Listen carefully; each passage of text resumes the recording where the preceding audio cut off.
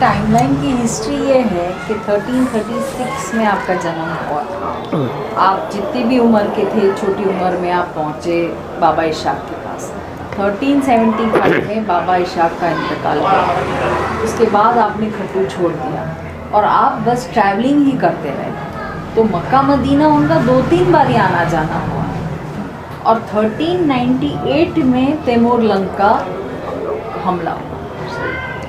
दिल्ली पे हमला हुआ तो सब लूट मची, बहुत लोगों को मारा गया। जो भी दिखता था, बच्चे बूढ़े, कोई ऐसा लिहाज नहीं किया गया। सब पर जो लोग गिरफ्तार हुए उनको क्या था, 20-20 के गुच्छे में बांधा गया, रस्सी से बांध दिया गया उनको। वो बस ऐसे ही खड़े रहते थे सारा दिन और उन सबके बीच में खाली 1 या 2 वो जो पाँव आती है खाने की, वही दी जाती थी। तो ऐसे काफ़ी सारे गुच्छे में लोग थे। तो हर रोज़ क्या होता था कि कोई ना कोई एक काले गुच्छे में से तो गुज़र ही जाता था। पानी नहीं, खाना नहीं, शौक। बट जिस गुच्छे में शेख अहमद गंज बख्श खट्टू थे, उसमें से लोग नहीं गुजर रहे थे, उसमें सब ठीक ठाक थे। तो ये 2-3 रोज़ के बाद जो ये लोग, जो इनके सोल्जर्स जो चौकीदारी कर रहे थे, उन्होंने ये बात नोटिस करी। उनको लगा कि ये कुछ अलग ही बात है।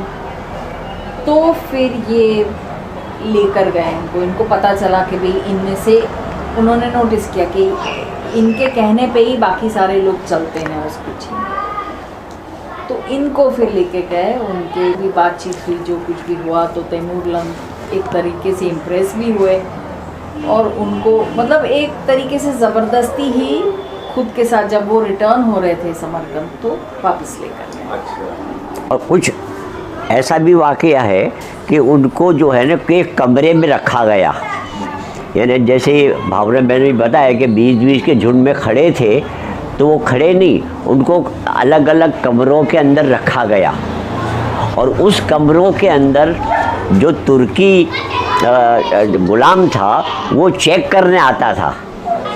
और वो चेक जब उसने किया तो उसको ये पता चला कि दूसरे कमरों के अंदर लोग बेचारे परेशान हैं, भूखे हैं, प्यासे हैं, लेकिन जिस कमरे में शेख अहमद खट्टू को रखा गया, वहाँ के लोग जो थे खुशहाल थे और खुश मिजाज थे। तो तुर्की गुलाम ने पूछा कि तुम क्यों इतने खुश हो, ऐसी क्या बात है कि तुम भूखे नहीं हो, प्यासे नहीं हो। तो उसमें किसी एक बुज़ुर्ग ने बताया कि हमको रोज़ाना एक साहब जो है वो उनकी तरफ से रोज़ाना हमको अच्छी ताज़ी रोटियां मिलती है, और वो रोटियां कहाँ से आती है वो हमको मालूम नहीं है, लेकिन रोटी आती ज़रूर है और वो ताज़ी रोटी होती है, गरम रोटी होती है, और उसके खाने से हमारा पेट भर जाता है, हमको प्यास भी नहीं लगती।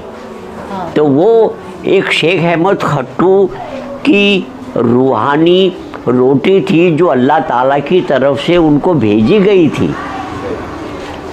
उनकी रूहानियत की वजह से, उनकी सूफियाना मर्तबे की वजह से अल्लाह ताला उनको रोज़ाना एक रोटी, उनके साथ जो भी थे कैदी, उनको मतलब दिए जाते थे। और वो बात जो तुर्की गुलाम था उसने तैमूर लंग को बताई। तो तैमूर लंग की ख्वाहिश हुई। तैमूर लंग आया था मंगोलिया से, तुर्कमेनिस्तान से, बुखारा से या समरकंद से।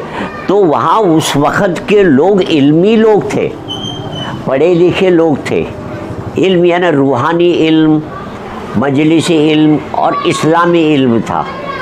इसका मतलब ये हुआ कि तैमूर लंग जाहिल नहीं था, उसको ये इल्म था कि कौन अच्छा है, कौन नेक है, कौन बुज़ुर्ग है, कौन वली है। तो जब तुर्की गुलाम ने तैमूर लंग से बात की तो वो उसकी ख्वाहिश हुई कि ये कौन है जिसको मैं देखूं, आलिमाना वजह से। तो उनको मिला के जब उनका चेहरा मोहरा आपका देखा तो बहुत इम्प्रेस हुआ वो। तैमूर लंग शेख अहमद खट्टू से मुतासिर हुए तो तैमूर लंग ने कहा कि मैं आपकी क्या खिदमत कर सकता हूँ, वो मेन चीज़ है।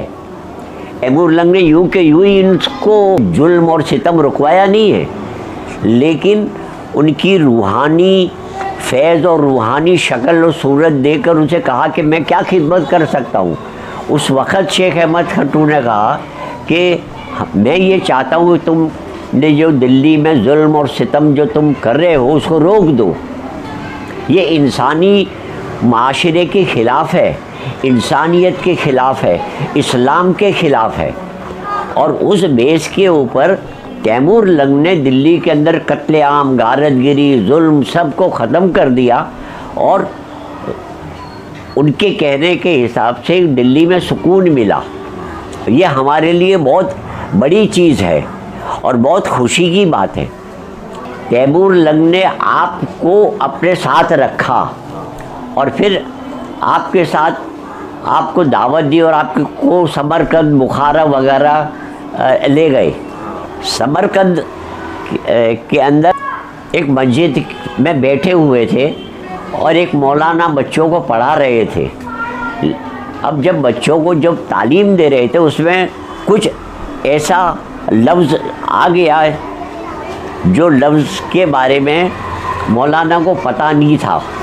तो वो लफ्ज़ जो था वो हज़रत शेख अहमद खट्टू ने अपने इल्म की, रूहानी इल्म की बिना पर वो मौलाना को बताया, जिससे मौलाना बहुत मुतासिर हुए और उनसे कहा गया कि इतने बड़े बुज़ुर्ग आप हो, उसके बावजूद आप सादे कपड़ों में वो, तो फिर आपने बताया कि बुज़ुर्गी जो है इतनी मशहूर नहीं होना चाहिए। तैमूर लंग जो थे उसके साथ जब आप समरकंद गए तो वहाँ इल्मी मजलिसें होती थी और इल्मी मजलिसों के अंदर आप शिरकत करते थे। तो एक मजलिस के अंदर ऐसा हुआ कि वहाँ के जो मकामी आलिम थे, एक बात यहाँ ये जानना ज़रूरी है कि उस दौर में समरकंद, बुखारा, उज़्बेकिस्तान वगैरह इल्म पूरे दुनिया में अरबी इल्म के जानकार वहाँ बहुत थे और अरबी इल्म का मरकज़ रहा करता था वो समरकंद, बुखारा। और समरकंद और बुखारा के आलिम पूरी दुनिया के अंदर मशहूर होते थे। उन आलिमों के बीच में जब शेख अहमद खट्टू रहमतुल्लाह अलैह ने एक दो मरतबा हाज़िरी भी दी थी और एक मरतबा ऐसा हुआ कि कुछ ऐसा इस्लामी मसला आ गया जिसका जवाब समरकंद और बुखारा के आलिम नहीं दे पाए, वो थोड़े परेशान हुए।